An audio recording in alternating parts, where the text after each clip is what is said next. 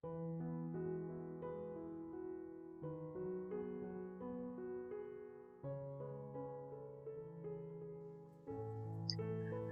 video is the third part of a twin flame love story involving a woman named Aparna and her deceased partner Manish. It details her spiritual journey through astral projection and energetic healing. As this is the third part of the story, you should watch the first two parts to understand the spiritual wisdom and love between them a little better. So, Aparna is slowly moving towards astral projection.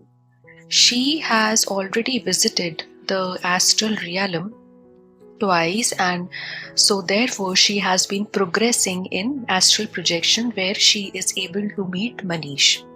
Now, Aparna focuses entirely on her vibrations and saving her energy. She realizes that if her vibration changes, she cannot reach Manish. The attraction at the soul level is so intense that it feels like you cannot breathe until you align yourself with the soul's desires. And all day Aparna could think was how she should improve her skills and how she should go and meet Manish. It was like a continuous desire that was continuously revolving in her mind all day, all night. Aparna was doing everything in the physical world, all her duties, but her inner self and energy bodies, they were working on a different level. So it was almost like Aparna was living in two different worlds, in two different dimensions. She constantly tries to improve her skills to stay in the astral realm for a longer time, so that she is able to spend time with Manish a little more. At the present, what was happening is that she could only stay for a short moments of time in the astral realm because the focus used to drift here and there. So now she used the internet and YouTube to find tools for her journey. So thankfully now at this present time in Aparna's life, the tools like internet, YouTube everything is present, unlike back in time where Aparna had no source to know what exactly was happening with her. Electronic devices like phones and laptops, they act as portals for spirit guides to send messages. Manish had access to her phone, so the spiritual terms she had never heard of, they started popping in the phone, giving her direction. So the information that she was getting in her phone were completely out of the blue, and they suddenly used to appear in her feed. She felt 50% sure that Manish was sending these messages, but her logical mind made her doubt it a little. So now, even when not meditating, Aparna could talk to Manish in her mind, but she couldn't always understand his replies because her conscious mind had an interference. She managed her household responsibilities and stayed away from family arguments to save her energy for meditation. So this way she was protecting her energy at home. She did not share and did not tell her family about her journey because her gut feeling told her not to.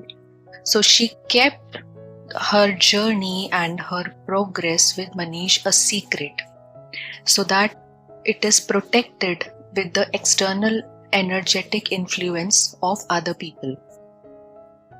She usually met Manish during her afternoon nap or at night before sleeping. During the third visit, Manish started supporting her as she moved upward out of the body. They shared an energetic tie similar to two people holding hands while walking. So, what was happening is when Aparna was meditating and when she used to start her energy to move upwards, so somewhere in the middle, she used to experience an energetic tie. That is some energetic interference into her energy, and this is the way she was able to identify that now she is being connected to Manish, because Manish had a little higher frequency, Aparna had low frequency, so they had to meet at the same energetic level to move forward. Almost as if we have to meet someone, we have to reach at their place. Similarly, they both, Aparna had to be at the same energy level, which is equivalent to Manish. So this was almost similar to, for example, mother-daughter holding a hand or two lovers holding hands and walking together. Manish acted as a guide for her. If her focus drifted, Manish would handle her consciousness and led her through the dimensions. Aparna did not know the risks or the negative entities in these realms and what risks are present in going to the astral realms. She did not realize and did not know that she was very much vulnerable to the dark entities. So, Manish took full responsibility for her safety. Manish would stay with her until she was safely back in her physical body and regained her senses. So, Manish also took the responsibility of a safe return of Aparna from astral dimensions back to her body and into her full senses. Now, Manish started extending 24-hour protection to Aparna. Manish protected her energy 24/7, especially at night when humans are most vulnerable to psychic attacks, where the defenses are down. In the third visit, Manish took her to a dimension that looked like Earth but was filled with nature and high vibrations. This was entirely a new dimension for Aparna. It very much looked like Earth, but it was filled with nature and high frequency and high vibrations. She saw pairs of male and female beings whose bodies were different from humans. These pairs were merging in a specific peaceful pattern. So these male and female beings, they were like very much different through humans, but the energy and the frequency of that place was of unconditional love, and due to this frequency, Aparna did not feel any fear while looking at them. These pairs were merging in a peaceful pattern. She realized that this was a world of pure unconditional love, and this unconditional love frequency is the highest frequency, we say, in spiritual journey and in spirituality. While observing these spirit beings merging together in a pattern, she understood that in this realm there is one specific male for one specific female, and they do not change. Like, they cannot change. There is only one specific male for one female, and it cannot be interchanged with other pairs. Manish communicated through vibrations to Aparna. So when the communication happens at the astral realms, it is not the words which are used to communicate. They use the energy and the vibration to give the message.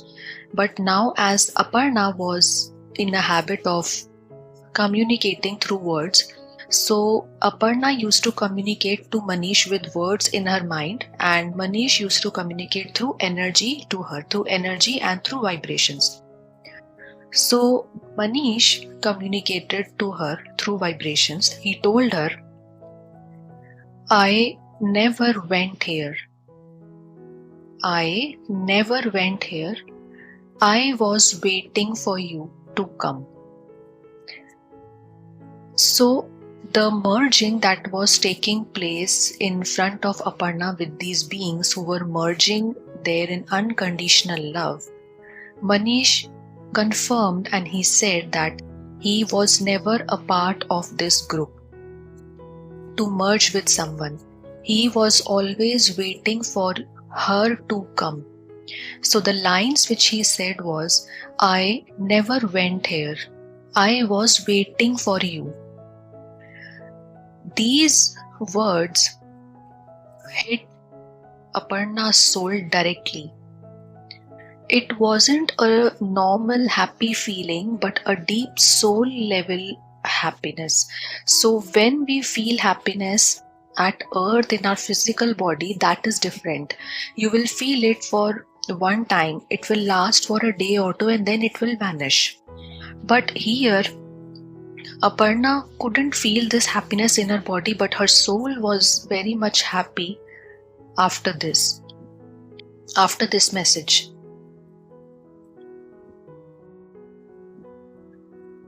Manish tried to merge his energy with Aparna's, taking her into this group of individuals where they were merging in patterns. She carried her into this group, into this circle. So Manish tried to merge his energy with hers, but the high vibration was too much to handle for Aparna. She said, I'm not comfortable. So Manish and Aparna came out of this circle, and before Manish could understand or Aparna even could sense something, it was too quick that she felt uncomfortable and she tried to run away. She started running into this astral dimension which was very much unknown to her, and she started running very fast. So now when you have this astral body and you try to run, the speed becomes multiplied by 10 or maybe even more than that. So within a fraction of seconds, she could cover a very large part of very large distance. So she started running away, and as she ran and reached a certain limit, she felt something took control of her energy body. Something took control of her energy body, and she was literally thrown through the air back towards Manish. This energetic power that took the hold of Aparna was very, very strong. She was thrown badly, in a very bad manner, through the air, as if you are dumping the garbage. So this was very much similar feeling. She was thrown through the air back towards Manish. She collided with Manish so hard that they both fell. A powerful electric current generated between them as both of them collided. A powerful electric current got generated between them.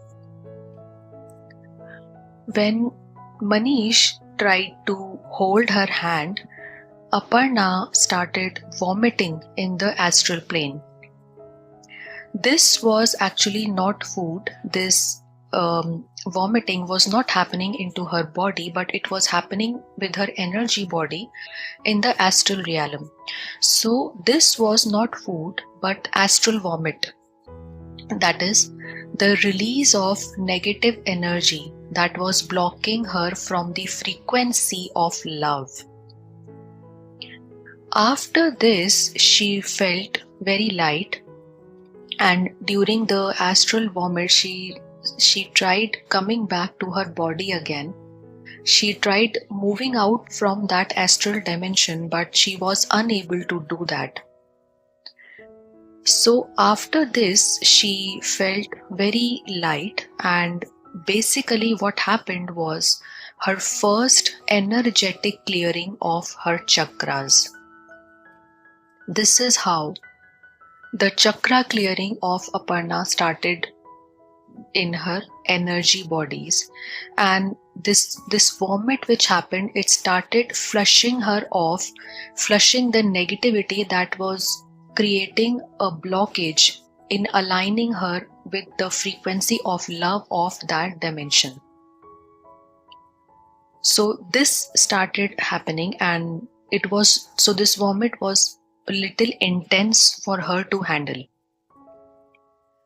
Now, because she was injured energetically during the fall, so when a collision happens at the astral realms with something, so the souls also get injured, the energetic bodies also get injured. So now, as she collided with Manish, she had an injury on her energy bodies. So as she was injured during the fall, Manish spent the next few days healing her. So for days she felt a warm hand holding hers. So when this energetic fall happened and she got hurt, so this is the way Manish healed her. So she felt a warm hand holding hers 24/7, and it was almost like she was doing everything with her hands. All the process which we do with our hands and we use it, she was doing everything, but then her hand had a sensation of somebody holding her hand. This hold was not a way that it was very tight or forcibly held. It was a very warm and comforting sensation that had this feeling on her skin. This was basically her energetic hand, which was experiencing a hand in hand with Manish.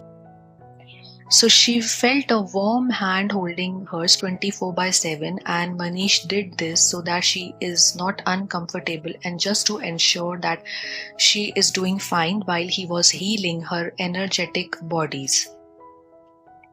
She also felt someone touching her feet at night. Of course, this energy was Manish's energy, and Manish at night started touching her feet and sending the healing energy through her feet towards her energetic body. So the sensation on the feet was also accompanied by a warmth, a very warm thing touching her feet, and almost like caressing her feet with the fingers. So this is the way Manish sent his healing energy towards her energy bodies. So after she was healed completely, Aparna started meditating again.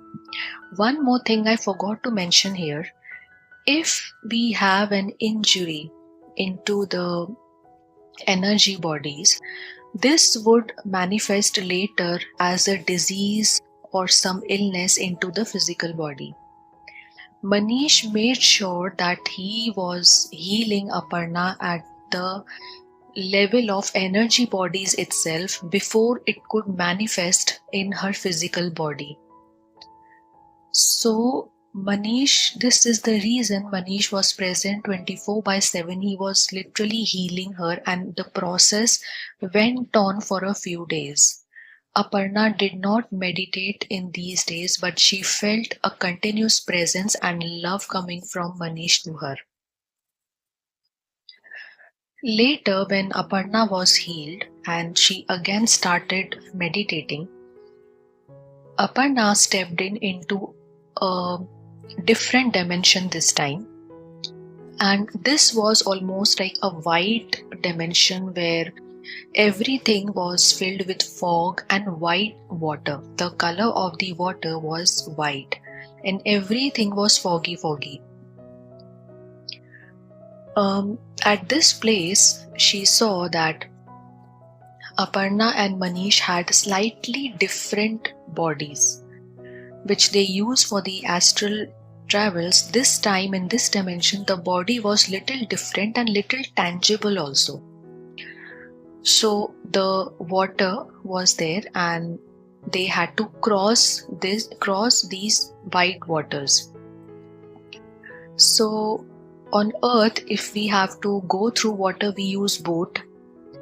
But Aparna had the same understanding, but did not know that if we have these astral bodies there, we are not supposed to go by this way.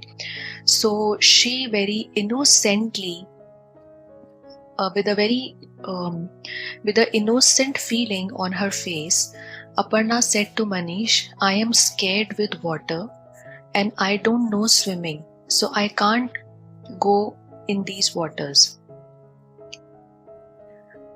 Manish said, "Okay, let's go through a boat." So he arranged a boat and both of them sat in a boat, and then Manish and Aparna started crossing these white waters. As Aparna was sitting in the boat and she made herself comfortable looking at the surroundings, suddenly Aparna felt something triggered her reproductive organ. Something happened and she got a sensation in her female reproductive organ. So when this sensation happened, it was very short. She felt good, but then again she started feeling very much uncomfortable with this sensation. She stood up in the boat and she said to Manish in a disappointing and in an angry way, she said, "What did you do to me?" And Manish put his both hands upside, and he was of course at a distance in the boat. He said, "I won't do anything unless you are ready. I won't do anything unless you are ready and you give me your consent to do something. I won't do anything." These words came out very much strong towards Aparna. Aparna, now her anger vanished, but as she was feeling little uncomfortable, she asked Manish to drop her back into her body. So at this incident, Manish made a promise to her. He said, "If something is feeling uncomfortable to you, we will stop right there. But your comfort is my priority." With this promise, he left Aparna back into her body. After this incident, you won't believe, strange things started happening with Aparna, very strange. So now when she was back in the physical world, Aparna began experiencing extremely high sexual urges, very high sexual desire, and this desire was such that it could not be satisfied by any physical means. She realized that these were not the body desires, but her soul's desire to merge with Manish. This energetic high of the sexual urge was too much that it just took away her complete consciousness, and it didn't allow Aparna to focus on anything. This was very high, almost out of the control. And even if Aparna could satisfy herself with her spouse or some external means, this energy inside would completely deny that. This energy was in complete denial and very aggressive also. It became very difficult to handle this energy inside of her. Almost one night and more than half of next day passed, but this energy it had no way to calm down. It was getting higher and higher every hour, fully taking over Aparna's mind and her day schedules. She was in a very, very difficult state of mind. So now she realizes that these are not the body desires, but her soul's desire to merge with Manish that was waiting for the moment and was waiting for Manish to merge with him since lifetimes.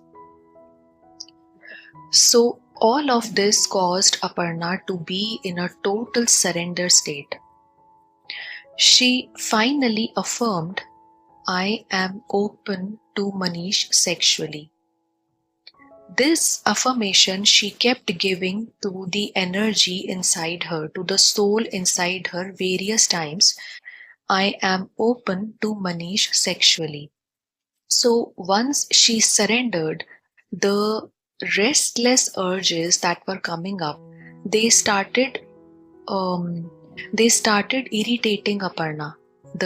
The urges were there, but then these urges they couldn't create a panic for Aparna. They were no more irritating to Aparna. It was almost like this energy hit a pause after these affirmations.